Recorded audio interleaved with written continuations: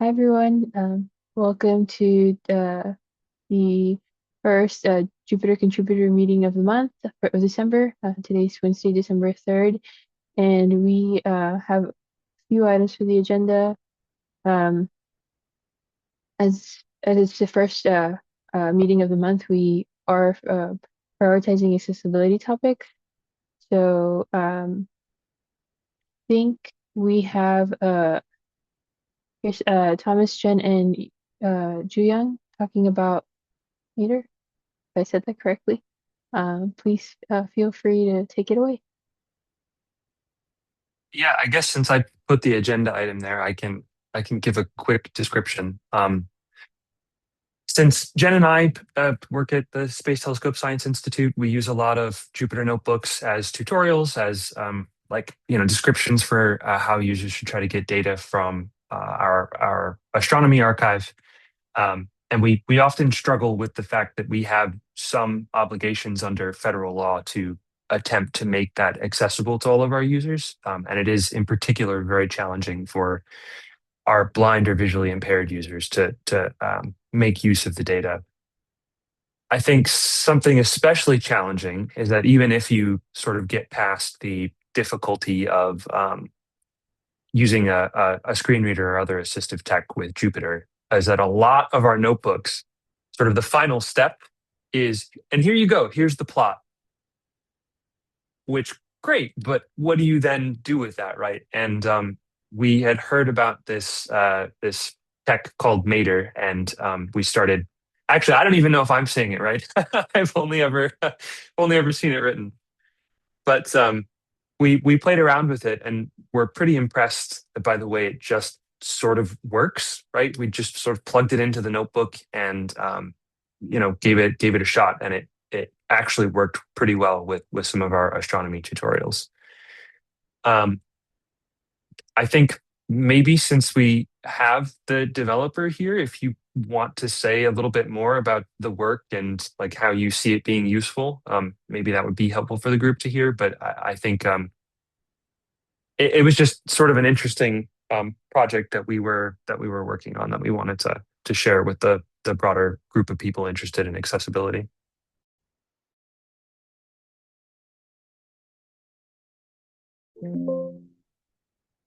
Yeah, if you don't mind, I want to introduce myself and my group briefly. Yes, Do you hear me okay? Yep. yes. Yeah, great. So, hello everyone. My name is Jiyoung Seo. I'm an assistant professor, also a blind data scientist at the University of Illinois Urbana-Champaign, in the School of Information Sciences. With my awesome collaborators and my wonderful students, we have been developing accessible data representation tool called Mater. Mater stands for Multimodal Access and Interactive Data Representation. Um, we treat data visualization just um, as one of the data representations. So there are other data representations such as data sonification and data physicalization. And these days, with the power of AI, we can also make data conversational.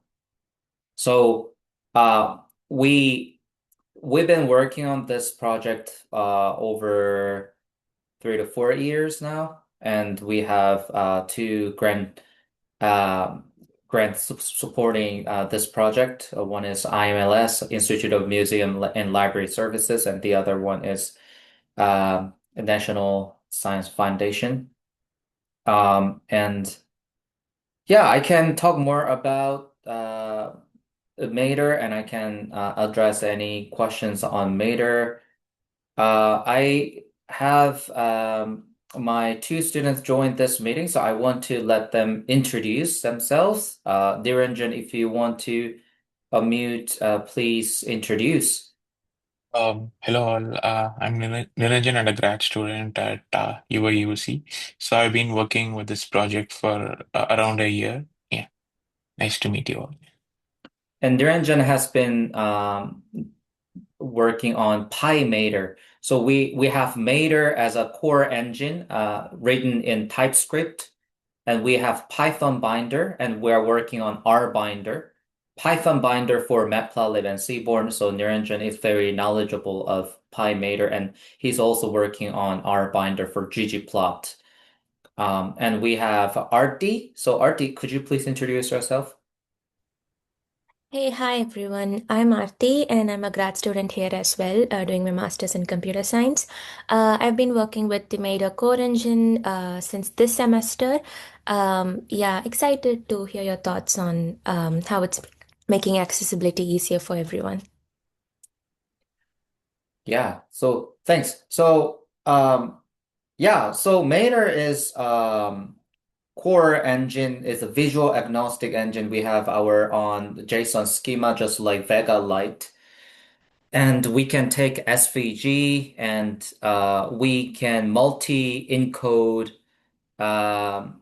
visualization, sonification, and text, interactive text. And people can also use AI like GPT and Claude and Gemini so that they can ask any specific VQA for any specific point of the plot. They can move around plot data point by point by using four-way arrow keys.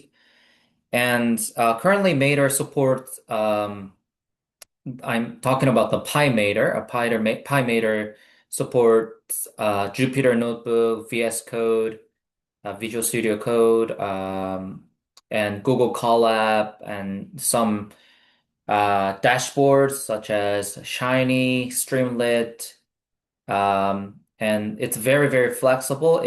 We have covered most of the Cartesian-based plot, including bar plot, histogram, all the way to box plot and heat map, and we even support multi-panel plot like subplots and faceted plots and multi-layer plots. Say, for example, if you have say KDE, kernel density estimate on top of histogram, people can move around different layer by pressing page up and page down. So that means blind people can navigate multiple layers in the same plot. So yeah, we're more than happy to address any questions you may have or any suggestions so that we can improve our package. Yeah, thanks.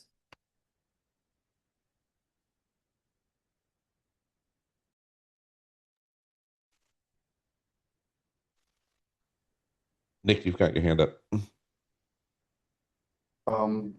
Super exciting. Thank you. Thank you very much for this work and presentation. Just wanted to quickly mention that we usually save and publish meeting notes, save meeting notes, right, that are gathered in HackMD.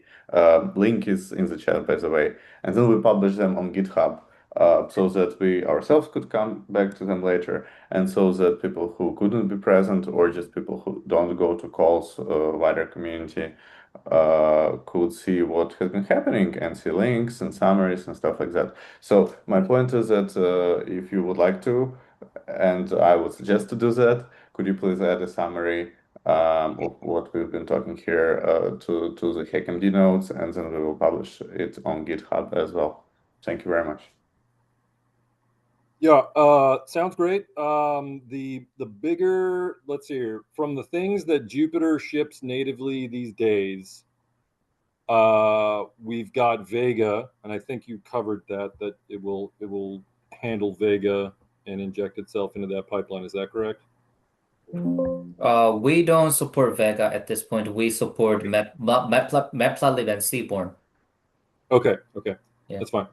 And then I guess I'm less interested in Python or JavaScript or whatever, but the other one that we do ship out of the box is Mermaid.js, which is, you know, we pushed it in because it's on GitLab, it's on GitHub, it's not on Slack, but you know, a bunch of things. So it's interesting because it presents both a few Cartesian kind of things, but then also hairball diagrams of like decision graphs and things like that. And so from a Jupyter perspective, because that's something that we actually have in the core notebook and lab product,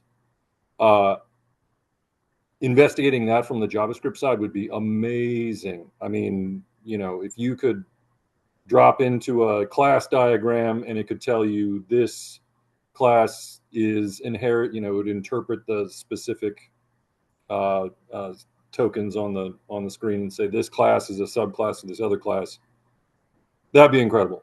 That would be a huge one. Second point, do you want it on CondaForge, or do you have a reason you don't want it on CondaForge? Because I can have it on CondaForge probably this afternoon. And if you're not familiar with CondaForge, it's the community. Yeah, Okay, great. Yep. I haven't thought about Conda Forge publish. We just released to PyPI, but yeah, we're interested in Conda Forge as well. Great. I'll consider it done. Yeah, thanks. Regarding the like mermaid diagram support, I think it could be a little bit complicated, but we can dig into how we can reverse engineer the mermaid diagram. Currently, what we do for Matplotlib and Seaborn, we have our own wrapper and fetch script to unpack the Matplotlib and Seaborn objects, and we retrieve the raw data and axes and label, etc. And we put them together according to our JSON spec, and we uh, associate the JSON spec with the SVG so that we can highlight each data when users move around their arrow key. Yeah. So Mermaid, I think, yeah, it generates the SVG. I think we can probably think about, but it might be it may take some time. Yeah.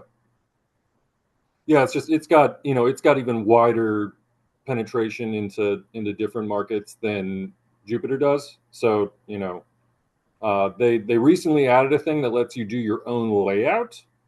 Yeah.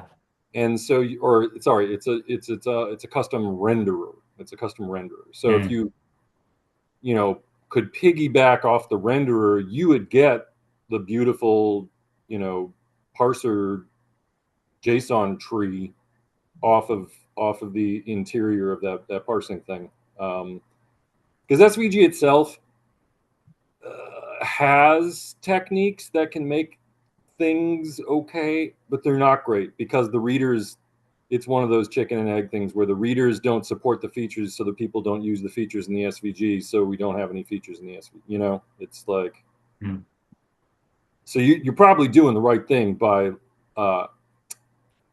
interactively annotating the SVG, but gosh, it sure be great if the screen readers could just read SVG if you wrote it right. We've sort of gotten there in HTML.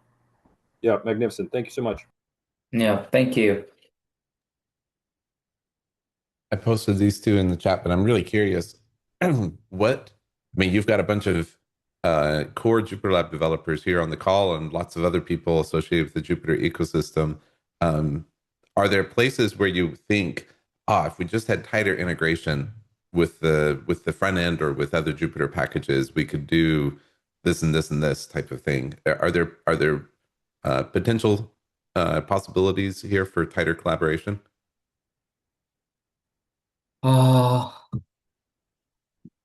Absolutely. Maybe we can think about the technical collaboration, and the second one is more long-term, like more sustainable, like funding seeking collaboration. So for the first one, technical collaboration, we have encountered some issues when we addressed Jupyter support because Jupyter has some native key binding which conflict with Mater. So in Mater, we use some single letter keys to toggle on and off modalities, say BTS, B for Braille, T for text, S for sonification, so that blind people can combine multi-modalities, whichever they want. And then we have found that B conflicts against Jupyter Notebook. So what we did, we created iframe sandbox to to avoid the key conflict as a workaround. But I know the iframe sometimes introduces some accessibility issues for against screen reader navigation. So we are still digging into a greater solution, but we will appreciate if someone can guide us on how to use our native key binding in Jupyter Notebook without having to use iframe. So that's my very specific question on the technical side. But for the technical side, maybe we can also discuss how to ship the Mater along with the Jupyter because I know there are some like render like SVG, PNG, JPEG, etc. And we're currently using our static method mater.show, just like plt.show. But of course, mater.show is very unintuitive, but it is a new syntax, but I want to make it more usable so that people can just use a plt.show and write mater show is natively used under the hood. So maybe I can and we can discuss with you um, how to deliver the custom render in a way that people can find it more easily. For the funding, the second one maybe I don't have current very specific ideas at this point, but maybe we can discuss and think about some long-term plan how to make data science more inclusive, data visualization more inclusive, using Jupyter Notebook and Mater. That could be like an educational workshop or any specific product. So maybe we can find some funding sources together. So that's my idea off the top of my head. Are you connected with the Matplotlib developers? We can also make introductions. We know a lot of people in the community. We haven't been connected to anyone in Matplotlib, but we created some issues on their GitHub repositories. But yeah, definitely want to make more connection with Matplotlib folks.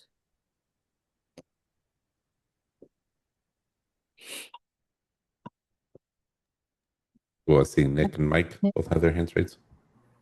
Yeah, I'll go real quick. So all of the key bindings are also described in JSON. And so what I would consider doing is making something either directly in PyMater, because it's already on the PyBus and all that stuff, or as a second, JupyterLab Mater kind of thing. Because you don't want to, until your stuff doesn't change and is very boring, you don't want it to be in JupyterLab core. You don't want it to be in Notebook core because then you lose the ability to iterate quickly. We have a very stately release process for bumping new versions. So, because people don't want their stuff to break over. So, in that context, if one had a Mater JupyterLab or JupyterLab Mater, however you wanted to brand it, you could overload all the key bindings you want with just a JSON file on disk. So even if it didn't do anything, even if it didn't actually like make any other changes, you'd at least have that says, hey, if you install JupyterLab Mater, you're going to get a version of JupyterLab and a version of Mater that we have tested together, and it's going to work. Yeah, that's a good idea. So who's the best contact person we can reach out to discuss this further? This is it, and there's a bunch of other hands up, so I will hush up. But this is the right way to do it. And then either on Jupyter, because we're kind of all over the place. So there's the Zulip chat, and there is the discourse. These are the two places that different chat speed things happen before they become like an actual issue on a repo. I see. Issues on repos get closed, discussions stay open, right? So either way. Thank you. Niranjan, since you are working on Jupyter support in PyMeter, do you have any questions or any ideas? Nothing as of now from my end. So yeah, you may want to grab the resources that he kindly shared. Yeah. Reach out to them. Yeah. Thank you. Okay. So regarding the keyboard shortcut issue, I don't know if that's very helpful, but when a widget, so like interactive plot, is focused, and if it's in an HTML element which has data lm suppress shortcuts attribute with value true, then JupyterLab shortcuts get disabled, and that's the same for Jupyter Notebook. So I've linked that in the meeting notes. There is documentation. I don't know, maybe you've tried that, maybe that didn't work for the specific use case, because I think that might not work if the user has focus elsewhere in the interface. I just wanted to highlight that there is this attribute which both set and scenarios can be used to suppress the application shortcuts. Yeah, thanks. As far as I recall, we tried everything that were officially available, but nothing worked. But we will definitely try it again with this resource. Thank you so much.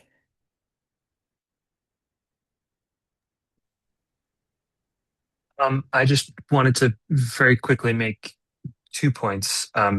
Maybe this was said out loud and I just missed it, but I saw in the notes someone from QuantStack talking about their accessibility community funding proposal has been accepted. I don't know if maybe if someone wants to comment on that and how that might fit into this.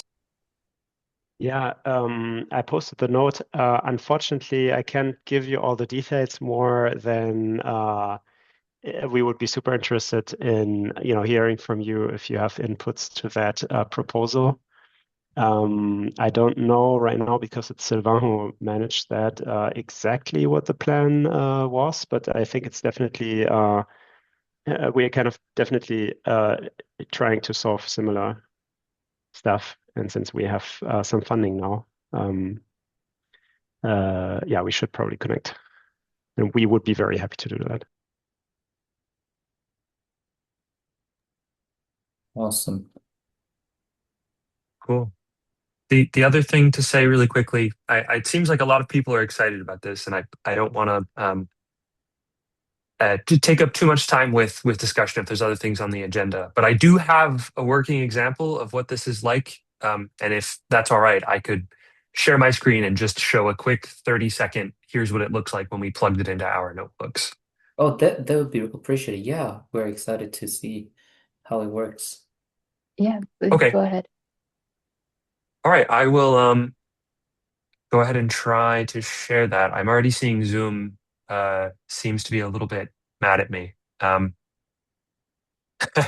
on, I may have to grant some permissions here, which of course is going to require me to exit the call. So I see there's a hand up for after me, so I'll exit and come back in and hopefully I'll have the permissions set. But I'll be back in just a second to give that demo. Sounds good. So I quickly wanted to mention that I think it's a really cool and important work. I've just did a brief look into like the implementation and how it works. So am I correct that like for this to work, people need to define like separate objects, right? Is there any current integrations with like popular plotting libraries? I don't know, Matplotlib or Plotly or I don't know, whatever else. If there is none, so I would say that right, it really looks like a lot of like plotting libraries objects.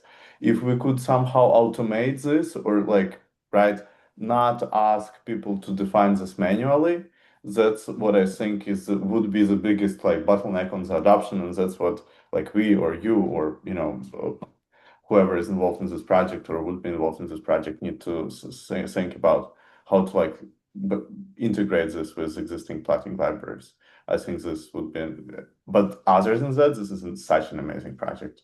Well, good job, guys. We're very excited to see this. Thank you. Yeah, thanks. So the core Mater engine requires manual manual definition, but for the PyMater, you don't need to any manual setup because it will automatically fetch from Matplotlib and Seaborn as demonstrated in the PyMater example. We want to expand our support to other libraries such as Plotly and Vega Lite in the future, but we started with the most popular and most widely adopted uh, visualization packages in Python, which are Matplotlib and Seaborn. And yeah, and we're going to release our binder soon to support ggplot too. But for Python, we'll support Plotly and Vega sometime. I can't promise the timeline, but sometime in the future.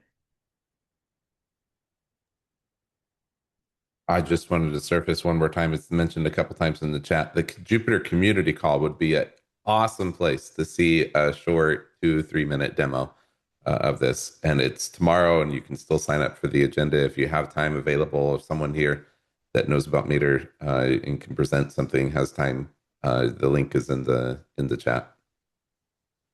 Oh, could you please let me know the time? Yeah, it's 8 a.m. Pacific time. Oh, I see. I might not be available, but yeah, maybe next Even if time. there's Thomas Yes, or somebody, like it doesn't have to be you. It would be awesome yes, to see you yes. there. But yeah, Yeah, this if there are someone who can demonstrate Mater, that would be appreciated. I could certainly give it a go. I mean, you'll see my quick demo here today, but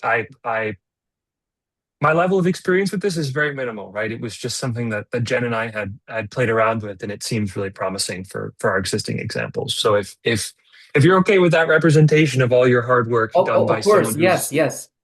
Please okay. feel free to do that. This is open source community-based project. So yeah, thank you so much. Yeah, of course. All right, I'll try to join tomorrow then to give a more extended demo, but maybe the quick 30-second version of this. And I have tried to have it share sound, so it hopefully it'll come through for everyone. But this is just I put the link in the meeting notes, but this is just a mass notebook that the science doesn't really matter here, but we're getting a spectrum of a particular target. And so we're talking through some of the history, the target selection, handling how you actually get data out of our archive. But I want to show this plot as an example because I think it's fairly complicated, right? There's actually 4 data sets that we're showing for 2 different stellar targets. And each of those targets has the long wavelength, the LW data, and then the short wavelength, the SW data.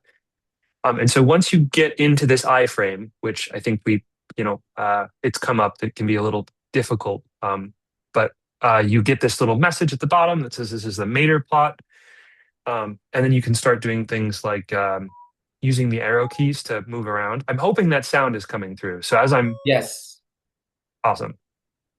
I'm going to change the text mode to terse because it makes it a little bit easier to see. So you can see it's giving me the data point, the two coordinates there, and then where it came from. So in this case, we're in the SW, the Dusty. And if I go through it, you'll hear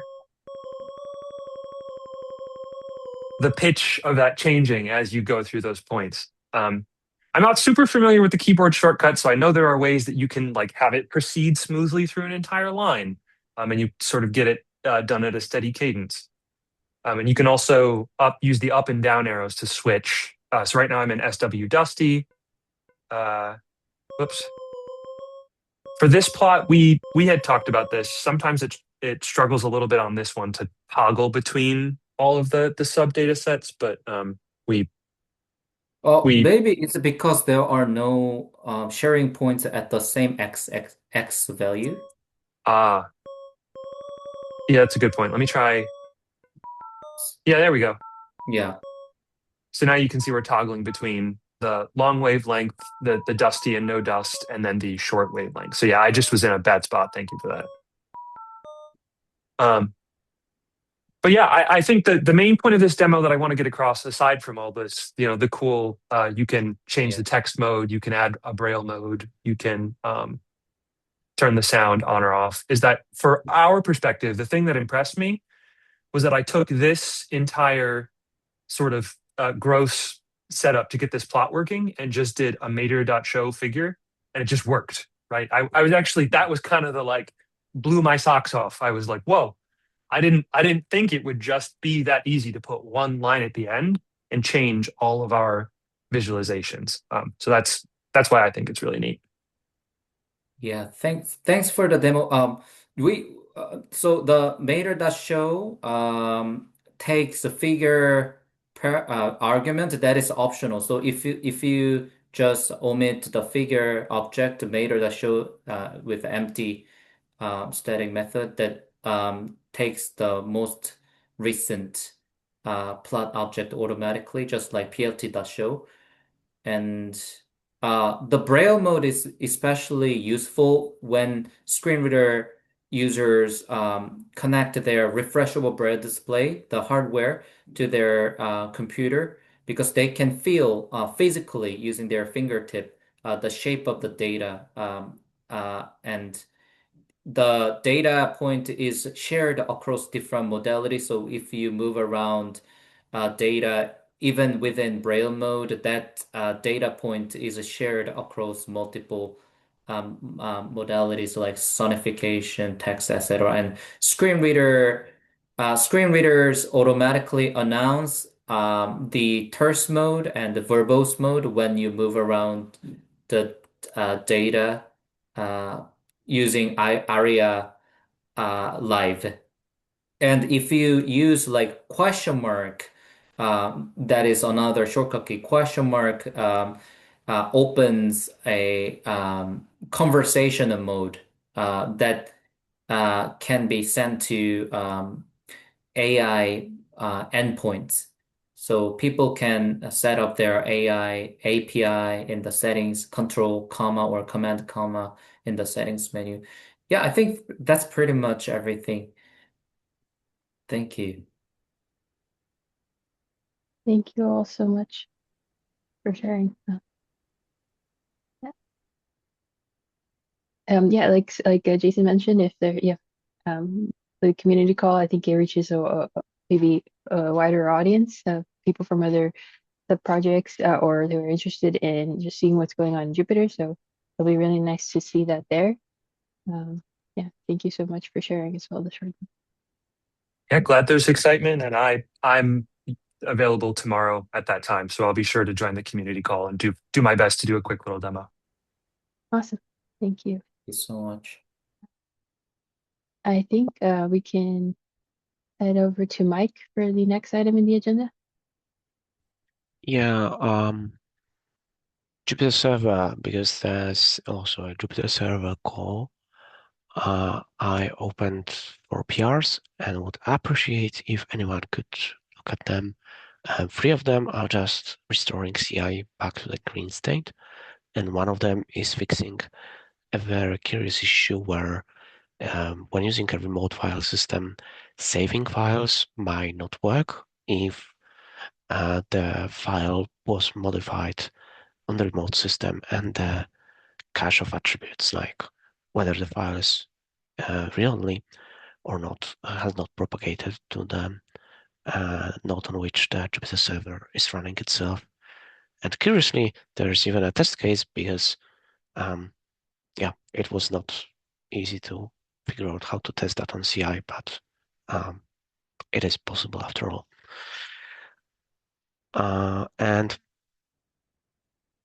my other point is about Jupyter collaboration. So one of the things I've been working on past couple of weeks was making it more reliable.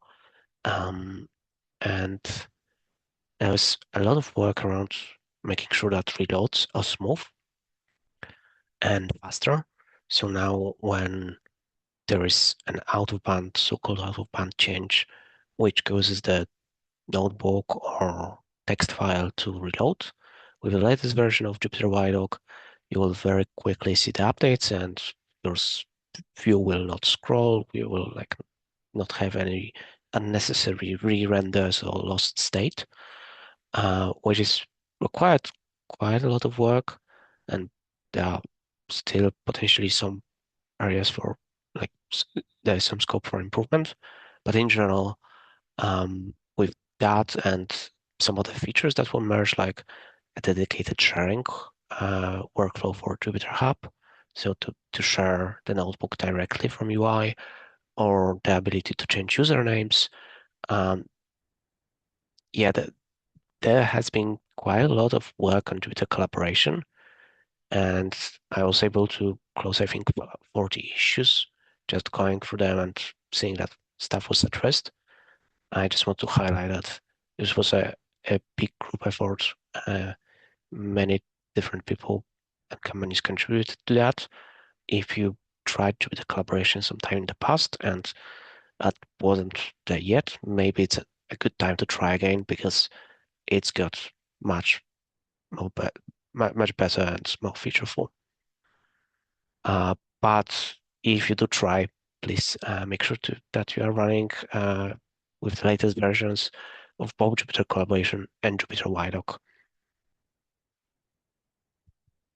And that's it from me.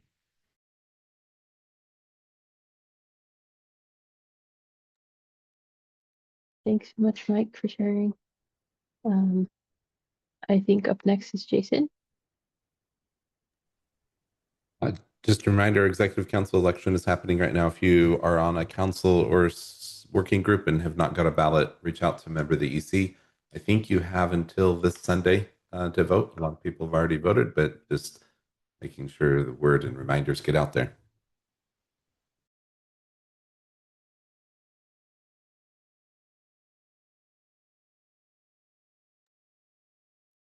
Thanks, Jason. I think I've submitted my vote, so yeah. I think up next is Jeremy. Yeah, so a quick one for me. It's mostly to let you know that I opened an issue on the front-end sim compass, and the issue is about incorporating JupyterLite into the Jupyter sub project. So it's been discussed a little bit during JupyterCon a few weeks ago, and I think that's also what people thought it was already the case, but it's not officially part of Jupyter. But so far, I think the feedback has been positive, so I wanted to bring that up now. And then if people want, I think we could still be useful to have like a proper vote, even if there's no any objection. I'm happy to discuss at the end if we have time, but otherwise that's it for me. Yeah, Jason, you have your hand. Yeah, just real quick, I want to understand what's our like path forward to closing out this issue. Either way, it sounds like there's positive support there. Um, if there's any discussion here, I'd love to hear it. But I would say that this is a vote for the Jupyter Frontends Council. Is that correct? That's the I, proposal. if we want to make it like more explicit, maybe it makes sense to have a vote. I think like the decision making guide doesn't, require you to have votes all the time, but since I think we had votes about such topics in the past, maybe it makes sense to have one. I'm happy to just follow up right now, uh, right after, and open a new issue with a vote. If we don't want to, unless people want to talk about that more, in that case, I'm also happy to wait until next week, let's say. But if there is no real objection, then yeah, we can just do that. Yeah, I see 10 rockets, 2 hearts, and probably half a dozen comments. So I think there's a pretty positive sentiment here. I would suggest moving forward to a Jupyter Frontends vote unless there's somebody that wants to raise an issue here. Sounds good to me. I also put some details on what it means in practice. I don't think it will mean that much. And it's not going to put more work on anyone else right now, but I think it encourages people to, be part of the project a bit more. Yeah, go ahead, Andrew. Hey Jeremy, quick question. Just to kind of better understand it better, why do we want to leave it in the same JupyterLite GitHub org? And potentially it makes sense. I just rightly see a trend that there are a lot of GitHub orgs, and the more there are GitHub orgs there are, it kind of introduces additional complexity, right? Like we have a notebook, separate org, separate JupyterLab org, and this would be a new one. So yeah. Just asking because of that. Yeah, yeah, good point. I think I tried to answer that question on the issue, but not in with too many details. I think it would be to first limit the number of things to do after, like try to avoid moving things around too much. But I agree that in the long run, it may make sense to just get rid of that JupyterLite organization. Maybe we don't need it anymore if things get upstream somewhere else, or if some parts can just be like simple extensions. Then in that case, there could be like different homes, like JupyterLab directly, or like the JupyterLab org, I mean, or JupyterLab contrib. Those could be like places where you could have like some of these underlying plugins. Because in the end, like JupyterLite is becoming more and more just a set of plugins that swap some of the core lab plugins. I think mostly like the service manager plugins right now. Yeah. Yeah, go ahead, Dick. Yeah, and this has come up in a couple places. The end game will be that you ship one set of static assets for all of the things that work exactly the same way in Notebook and Lab and Light. And you only get those once on your downstream computer. And that would also answer some of the mail for the SPF folks or FPS Jupyterverse things, where it's like they want the static assets because they're a pain in the butt to build, but they don't want Jupyter Server with them, and that's fine because Jupyterverse is also an official first-party product. So wherever it goes today, yeah, that's fine. But I think we want to look towards that future where every PR that you build of JupyterLab has a JupyterLite demo in it of the new feature you just added to JupyterLab. And then we can, bang accessibility testers against it and bang Lighthouse against it and all that. So we're not waiting. I mean, I don't have to tell you how long it takes to get a light release out as we're, jumping back and forth between the different things. It would offer a more testable solution than waiting months to get to the end. And this is no shade on it, we got different problems, but I think long term that's gonna feel really good, even if it doesn't have a kernel, And it also raises the point of we really need a first-party JSON JavaScript kernel. We need. I mean, I know there is one, but there's two actually. The Zeus one, but at some point, there's got to be something that does something, and you don't pay much if you're just shipping JavaScript. Like WASM's cool. I love some WASM, but eventually people have JavaScript on their browsers, and that's gonna reduce the pain. We all love Python. Some of us love Python, but they have JavaScript. They have a perfectly acceptable runtime, and maybe we could offer ones that are more hardened, that are a JavaScript runtime compiled to WASM running inside of a JavaScript runtime to give you some isolation. But yeah, those are how we get to the next, whatever our numbers are. Something that you can purely deliver on a static web page can deliver 1, 2, maybe 3 orders of magnitude more users of your code. There's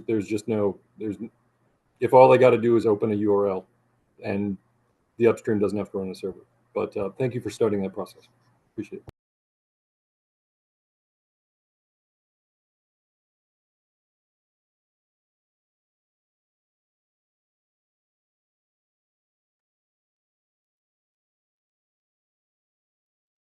Okay. Jeremy, I'm not sure if you had anything else to share. No, all good for me. I think you are next, and you can go ahead if you want. Oh. Thanks. Yeah, just a brief, I had added a reminder here for the community call, which we've spoken about. So I won't take up much time other than say it's tomorrow at 8 a.m. Pacific Standard Time, and you can sign up on the HackMD agenda. We have a few signups, so looking forward to what additional signups we have in the next day or so. And I'll hand it over to Matthias. Yeah, I just wanted to give a quick status update on this agent triaging project. I don't know if that's already big enough to be called project. Yeah, I'll share my screen for it. I hope you can see it now. So basically, we pushed all issues assessed by Cloud Code to a project board right now it lives on the JupyterLab org. I cannot see it here because I have the Zoom controls, but you can probably see it. Here, JupyterLab projects issue triage. It's private right now. I invited a bunch of people, and yeah, basically it has all of the issues linked to this board, and then you have them assessed. You have also all similar open issues and all similar closed issues. I think I took the first 5 or something with a threshold. You can organize them by resolvable. So here, for example, you have what the agent thinks are already completed, which is quite a lot. It's probably not all true. So when I went manually through it, it was about 70% correct. Yeah, so that's the board. And what I find really nice with that approach is if you go to the actual, sorry, again, I have to move away the Zoom stuff. If you'd actually go to the issues, and so right now it's still static. So I'm just filtering out those that are on the board because the newest ones aren't so far, because it's not running regularly as of now. And then you click on an issue somewhere. You get on the right-hand side here this information about the issue with similar issues that are already opened and similar issues which are already closed based on the semantic embedding of the text, basically, from the issues here. Yeah, so I thought it's quite nice how it integrates now, and it's also quite nice in principle now to work down, the low-hanging fruits or the resolvable issues. And yeah, so that's the first step. As I said, now what is there are several things missing to push this forward if we want to, and also there's space for different ideas. Yesterday in the Trigen call, it was mentioned that as if we have it dynamic, that it, for example, detects the new issues, it could very easily detect whether make a first assessment, whether there are reproduction steps or something like this, or whatever we want really. So making it dynamic is one first thing. For that, we need to run it somewhere. So basically, we need some server somewhere. And that server would also run the vector database for the semantic embeddings here. It's not extremely complicated to get that up, but it's something that would need to be done. Then it could also run, I don't know, every week or something, reassess updated issues. And yeah, so that's one part, getting that server component up. Then the other part is it would be nice if the prompts would live somewhere where we can iterate on them, because I think that's the main part now. I mean, it gets all the data and so on. But to get for example, right now it doesn't take comments super serious. I think it weighs way too much the issue title and the body. So we realized in some cases, it tries to solve what has been written in the beginning, but then somebody wrote, okay, we should actually do something else, and it doesn't realize that. So these are things that can be dealt with at the prompt level, and it would be nice to have, for example, a repo with the actual prompts that are used for triaging. It could just be, a bunch of text files with the triaging workflow, basically, which is used here. I mean, for me, it could even live at some point. I could imagine that a few of these prompt descriptions would be integrated in the actual repo, similar to CI instructions. But yeah, it's maybe not necessary to do that right away. Some other random thoughts. So these semantic embeddings, they work cross-repo, so we can detect in principle, similarity between issues in different repos and organizations. Depends all what we feed into that database.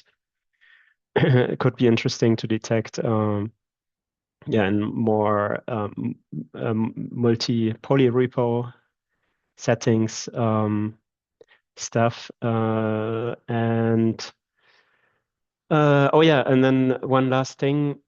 So it can also do some pretty cool stuff.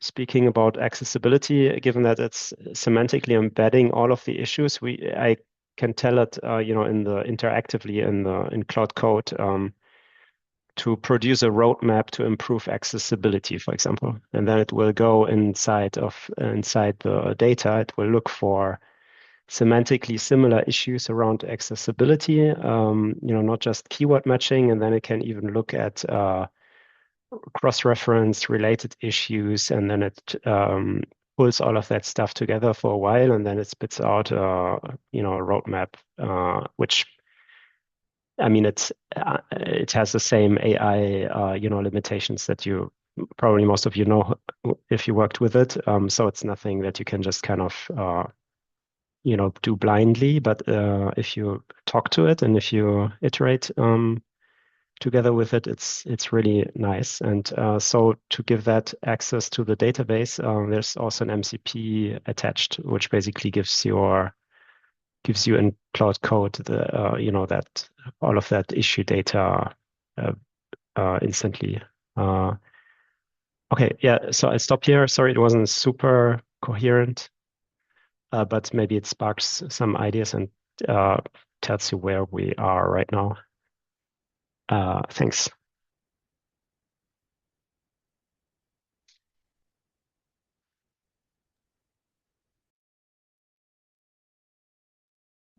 Thanks, Matthias. I think yeah, when we were looking at this yesterday during the call, I think it was really neat as well. So I'm not sure where I guess where is further discussion kind of going to go on? That's my kind of the question I'm left with. You mentioned like the prompts and kind of collaborating there. And I guess this was kind of maybe I was hoping to hear opinions from other people too on the call. Yeah, to make the decisions very concrete, is it difficult to get a repo up on the JupyterLab org, a separate repo where we can drop prompts to work with Jupyter? Or is that the right place? Any opinions on that? Yeah, let's do that.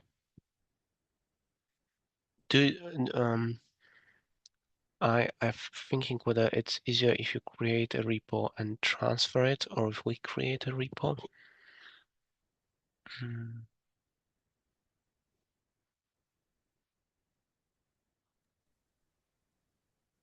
I don't mind. I mean, I can create it. It's probably the easiest because I can just do it. But yeah, feel on free the to other put hand, me on the main point is afterwards to transfer to a point where we can work collaboratively on them. Yeah. If I think this makes a lot of sense, and just as long as the repo README mentions that this is something work in progress, etc., I think we can have that in.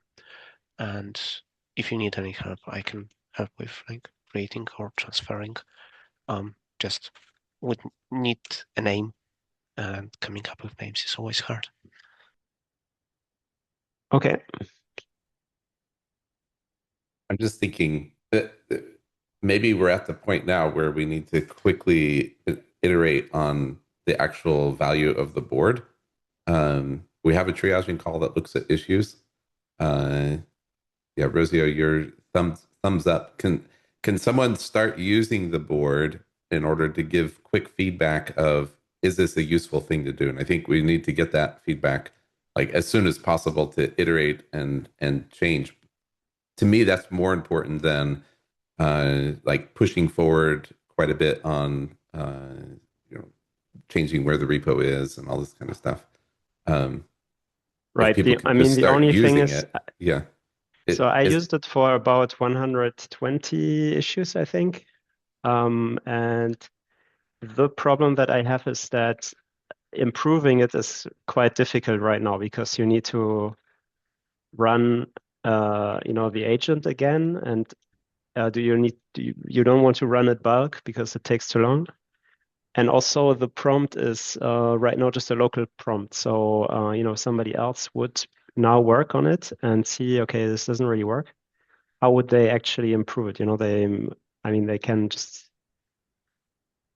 send me a message so far, but it's not a very satisfactory way. So I think we should get some kind of, we need to get some kind of, end-to-end iterative flow so that we can start to actually improve it. Even though I agree with you that it would be nice to have that next, at the side of the actual JupyterLab stuff so that we don't need to interfere until we know that it actually is working or adding some benefit. But that's why I'm pushing to get that end-to-end iterative setup. Yeah, it feels like already, though, it can bring a lot of value.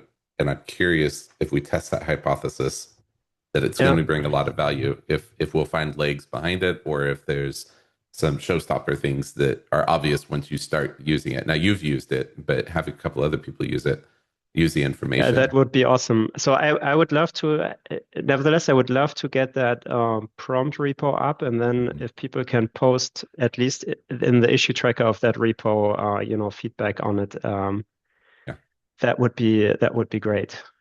And cool. I think, so it works best right now for trimming. Doesn't work yet well for prioritization. That's something that I would love to crack. Because prioritization is much more difficult because you need to have a global look at all of the issues. And trimming, you can just do it issue by issue. So anyway, Yeah, just long story short, I agree with that. That feedback would be nice now. And the repo is the first step to coordinate that, I think. Maybe you can make the board public. It says experimental. That would be maybe a first step to making sure that it's visible by the people that. Yeah, I was wondering about. So the only thing which makes me hesitate is that every time you add an issue to the board, it adds an event to the issue. You know, blah blah blah has added this to the board, and I think it adds it twice. If you add it twice, even though it was already there. So I just want to make sure that we don't get, you know, if we start updating stuff on the board, that we don't get 50 messages in the issue history. I mean, they're fairly lowly, they're not super invasive, but still it's On the pull request board, I think it just adds the note that it's been added to the board, but the updates don't add notes. okay. Yeah, so probably I just need to make a check that it will preserve the same link. Yeah. Cool.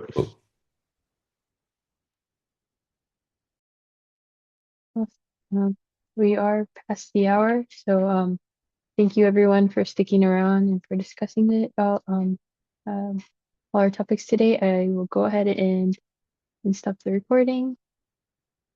See you all next week.